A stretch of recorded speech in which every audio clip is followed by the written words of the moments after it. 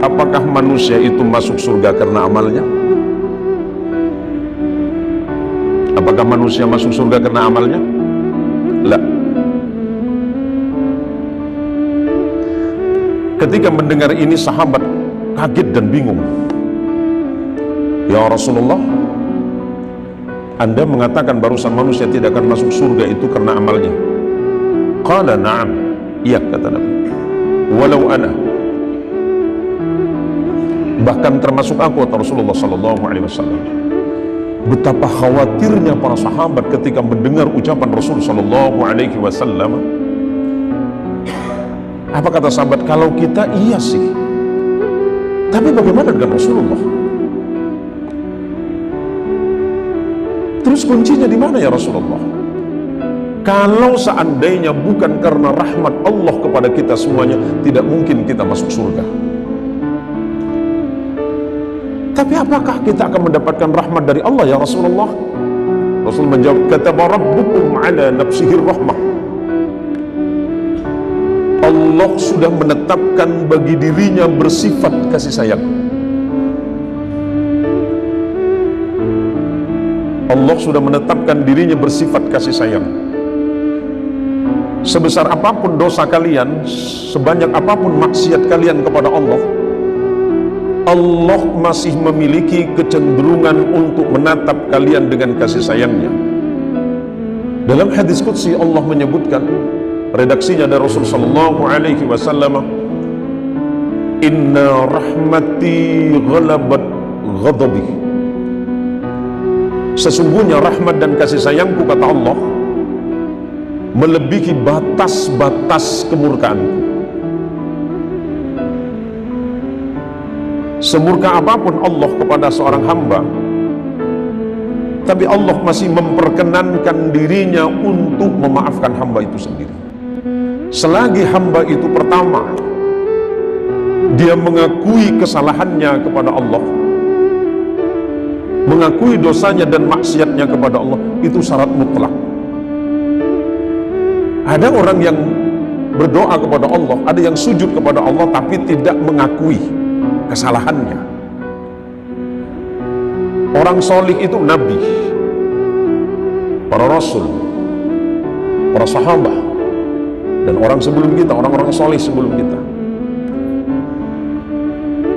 Lihatlah Nabi Allah Adam alaihi salatu wassalam, datuk moyang kita. Ketika Allah mengusirnya dari surga, doanya apa kepada Allah?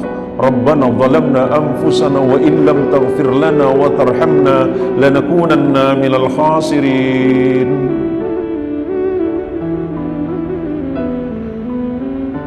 Zikir ini yang dibaca Adam alaihi salatu wassalam, bapak moyang kita. 100 tahun dia sujud kepada Allah, tapi Allah tidak menatapnya. Sampai batu di mana Adam itu sujud, batunya cekung seukuran jidatnya Nabi Allah Adam. 100 tahun Nabi Allah Adam menyesali perbuatan Rabbana zalamna anfusana wa illam taghfir lana wa tarhamna lanakunanna minal khasirin. Rabbana zalamna anfusana wa illam taghfir lana wa tarhamna lanakunanna minal khasirin. 100 tahun. Sampai pada puncaknya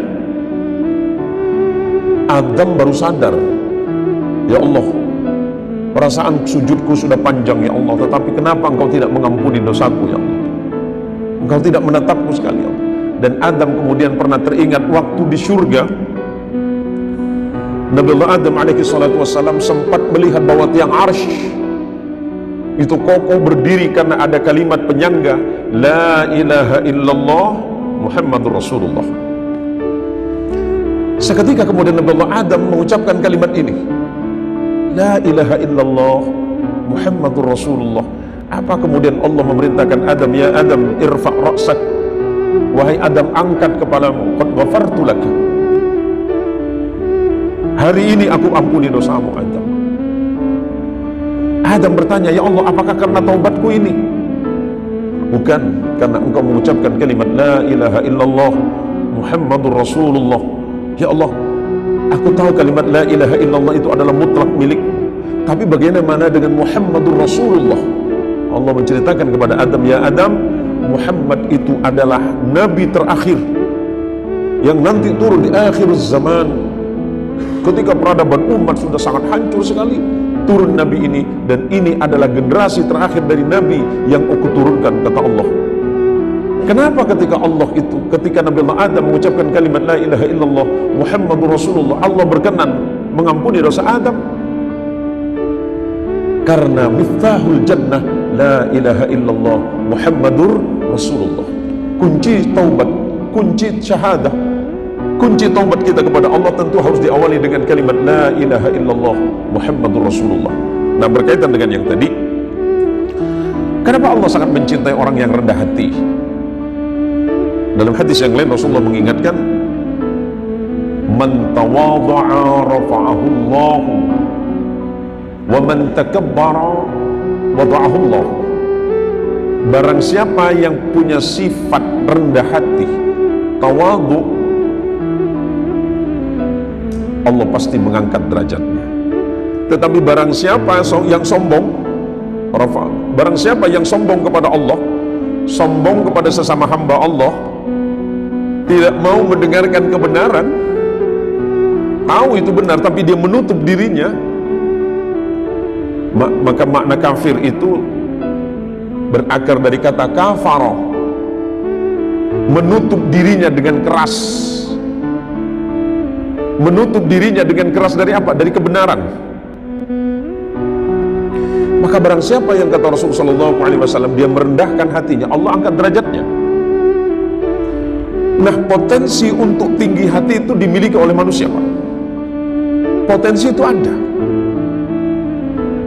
Coba, sebenarnya, waktu kita singkatnya, sebenarnya awal mulanya Fir'aun awal mulanya tidak punya potensi sesombong itu. Tidak punya potensi sesombong itu.